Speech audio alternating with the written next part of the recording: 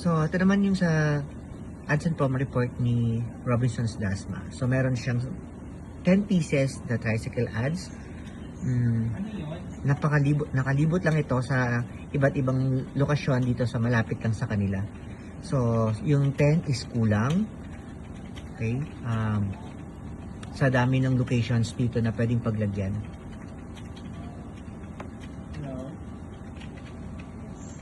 Then, ang next naman is yung giveaways niya.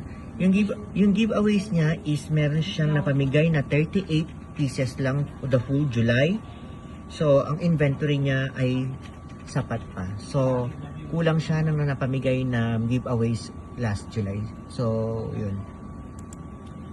And then, meron naman siya dito customer visits. So, customer visits naman, so meron siyang 88 na napuntahan. And then, meron siyang sa 88 na napuntahan niya, meron siyang 27 na successful dito. And dito naman sa mall ads niya, very good siya sa mall ads. Meron siyang 5 ads na nakalagay sa iba't ibang place ng Robinsons Mall. And even dun sa streamers, meron din siyang nakalagay. Ayan din po yung mga existing ads niya.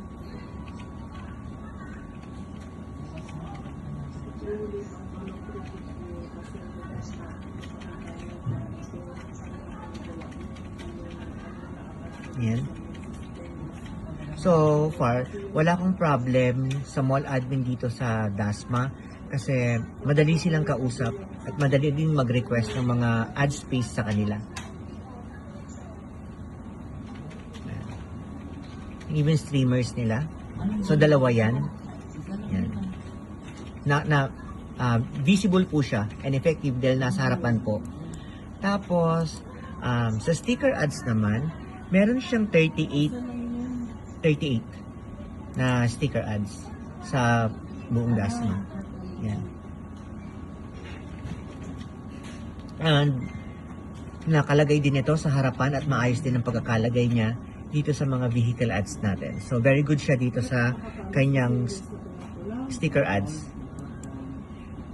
At yung giveaways. So, yun lang. Ang wala lang sa kanya is wala siyang vendor ads, wala rin siyang jeepney ads. So I think damihan pa niya yung sa vendor ads since dito sa video makikita natin na maraming talaga na naglalako na pwedeng lagyan talaga ng vendor ads dito. Okay? So yun lang. Salamat!